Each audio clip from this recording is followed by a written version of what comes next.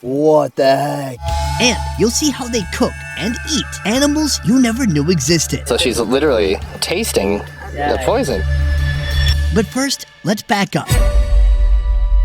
The Hadzabe are Africa's last hunter-gatherer tribe.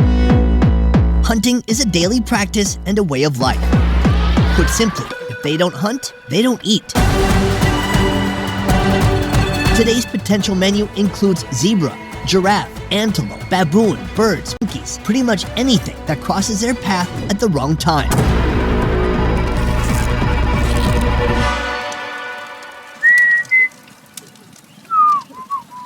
Their day starts as every other, with a cigarette and the preparation of their weapons.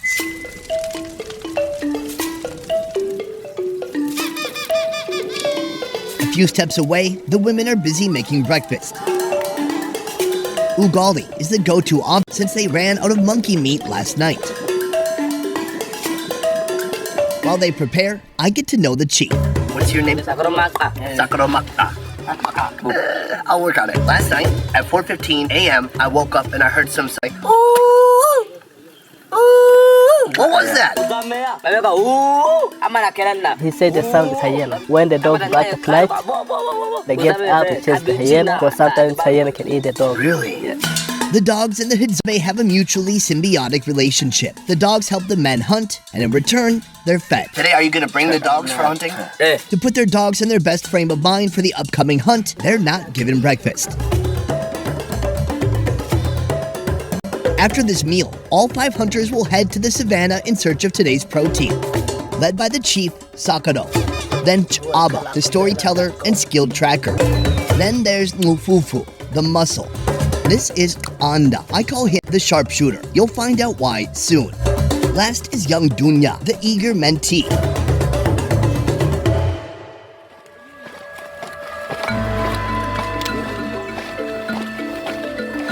We're in the forest already. These guys move so fast. Somehow they're able to take in their surroundings and see if there's anything worth killing while they move this fast. Today, the tribe doesn't set out with a target in mind. Any wild animal that crosses their path could be added to tonight's menu, from field mice and birds to giraffes, lions. This is cruel.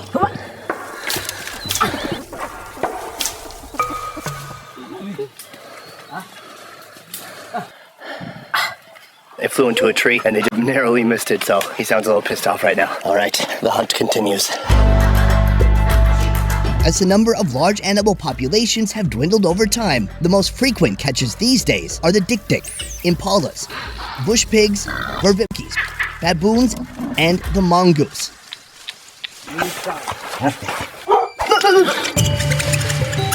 He's looking for a mongoose. The mongoose sleek bodies, ranging in length from 7 inches to 2 feet, are perfect for slipping into cracks and crevices, away from the hunter's sight or reach.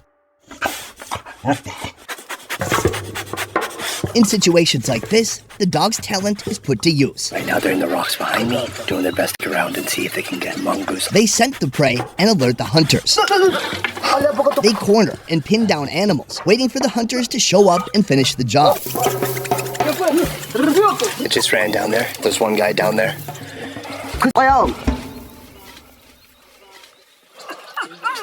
It just got away. Looks like we won't be eating mongoose today.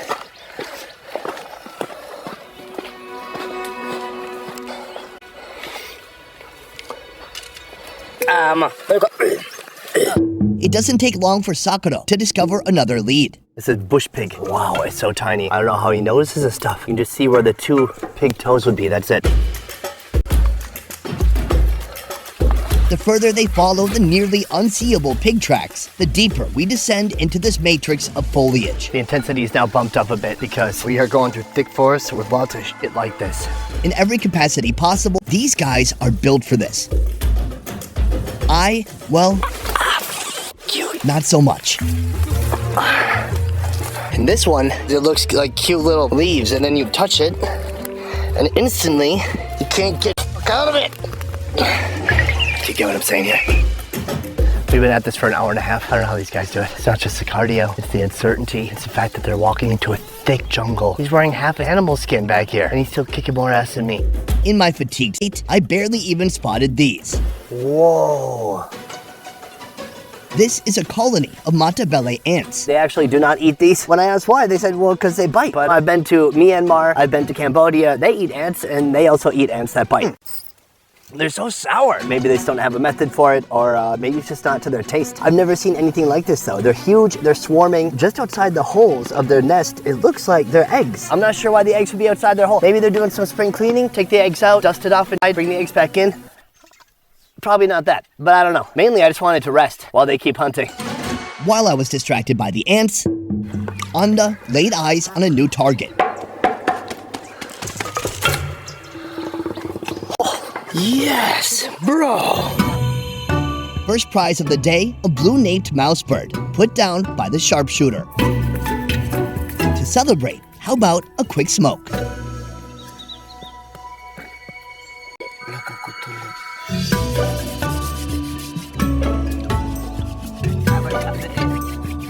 Tobacco is one of the very few items the Hadzabe acquire through trade with neighboring tribes. This tobacco specifically comes from the Datoga people.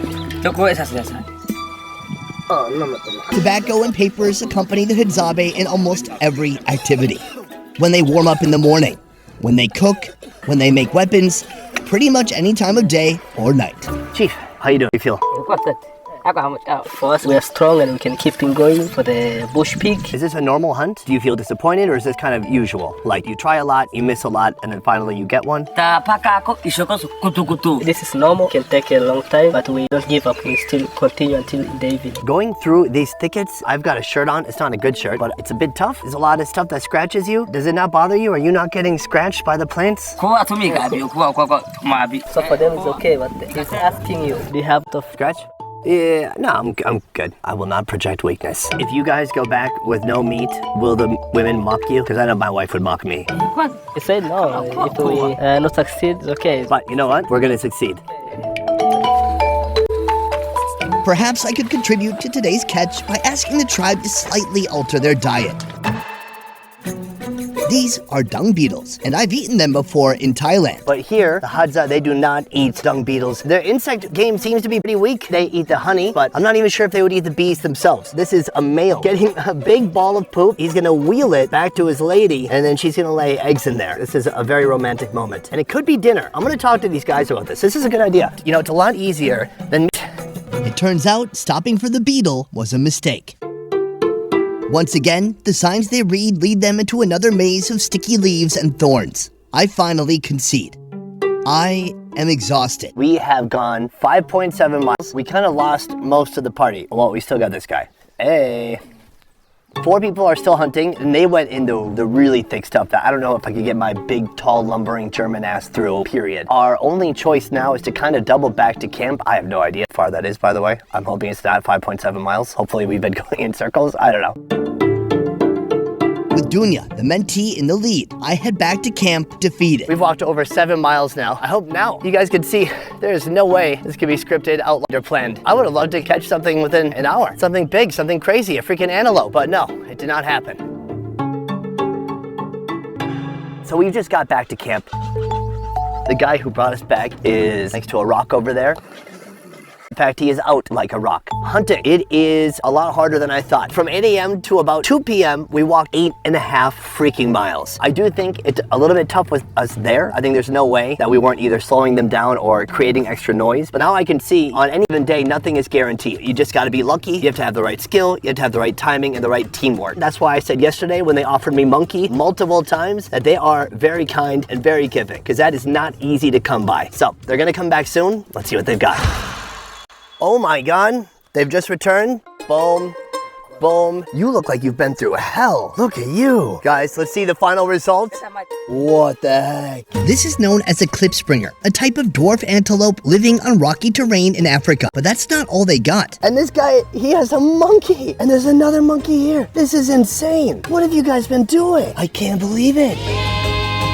One klipspringer, 2 vervet monkeys, a mongoose, a blue-naped mouse bird, and a bunch of baobab. This is a high-end, multi-course feast for the Hadzabe.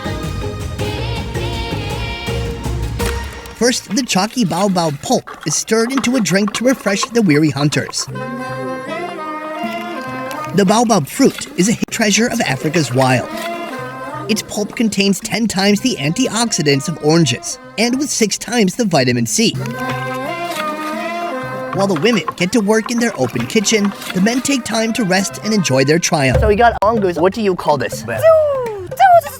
Zo is the sound of this animal, so they call zo. Oh, I love whenever they talk about the animals here, they also mention the sound that they make too. So they're gonna cook this up soon. Small animals like this mongoose are handled by the women. Quimbili, the unrelated elder of this Hadzabe group, leads most of the cooking activities. She chars the mongoose until its hair burns off. That is just an appetizer. Can you grab the monkey? Ooh, okay. Oh my gosh, it's still warm. The mongoose don't catch this monkey, the guy showed it. Wufufu and Chaba, the 2 hunters who put down these monkeys, have the honor of keeping their tails as trophies. They'll be used to decorate their bows. The meat is shared with everyone. The first monkey is cooked by the men. They roast the organs as soon as they leave the body. The remaining meat is portioned, skewered, and barbecued. The second monkey is handed to the women. It's chopped in pieces and brought to a boil with local herbs.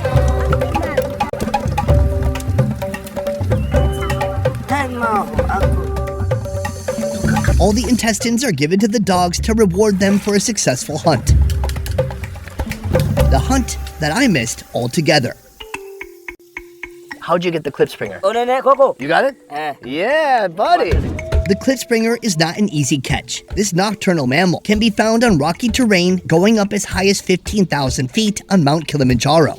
Its yellowish-gray coat is effective camouflage against a rocky backdrop, but still not enough to escape a skilled hunter. He said he showed it was the arrow poison. Holy cow, that's enough food for a couple of days. I wouldn't be surprised if they just are eating this today and tomorrow. Big animals like the klipspringer are skinned and cleaned by the men. They carefully remove the poisonous arrow that pierced the animal's stomach. The offals are grilled straight away, while the stomach and the carcass are sent to the women.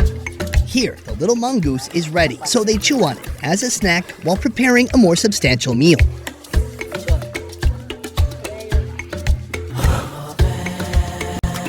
A klipspringer leg is chopped and simmered. The rest is hung over a tree for later use. That is the closest thing they have to a refrigerator. Do you need to hunt tomorrow, or can you just chill for a couple of days? He said we just eat this, tomorrow goes for the baboon. The klipspringer's stomach, which has been contaminated by the poison paste, must be washed thoroughly before eating. Out here, there's only one way to check if the poison is still present. She tastes it, and if bitter, she spits it out, knowing that it'll require more washing. After a few tastings, the stomach fails the poison test and it's left on the tree. At the same time, the hunters are enjoying the fruits of their labor. Right here is the klipspringer organs. They eat the organs first. The organs are really prized, they're delicious. And they're right here in my hand.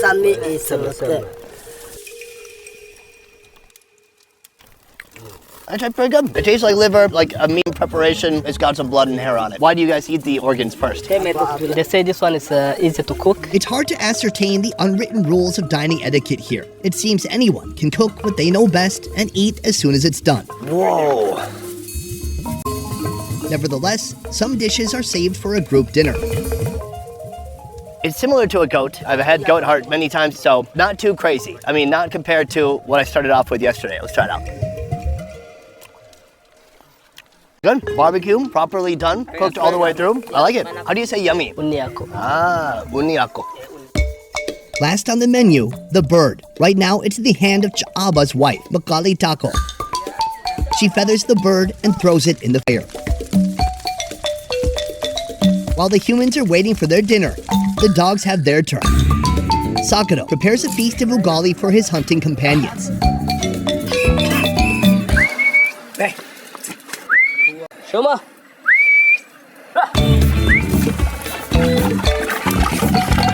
Then he watches over them as they dive in, ensuring each dog gets an equal share. A well-deserved meal for this intrepid dog pack. Some still bear the scars of previous hunts. Finally, tonight's main course brings everyone from the tribe together. So we've got ugali, we've got a soup from the klipspringer, and then here we have vegetables and the monkey. What part do you suggest that I try? Okay. Oh, ugali, so exotic. All right, he's grabbing some for me. So he's giving me the gravy, kind of the broth, I should say, from the klipspringer. The ugali is kind of like mashed potatoes in a way. Almost every meal they eat, it's a lot of ugali and a bit of protein giving flavor to the ugali. Oh, there's more meat. It's one of the better things I've eaten here so far. It's pretty tender, it's juicy, it tastes a little bit goaty, and maybe a little bit like deer as well. He takes the broth and he just drinks it, and I believe that's delicious. Thank you. I mean, it's like a normal animal broth. All the essence of the animal that's kind of leaked into the water or into the broth. It's actually quite delicious. One of the better things I've tried so far. It sure as hell beats monkey arm from yesterday. Boar. Thank you.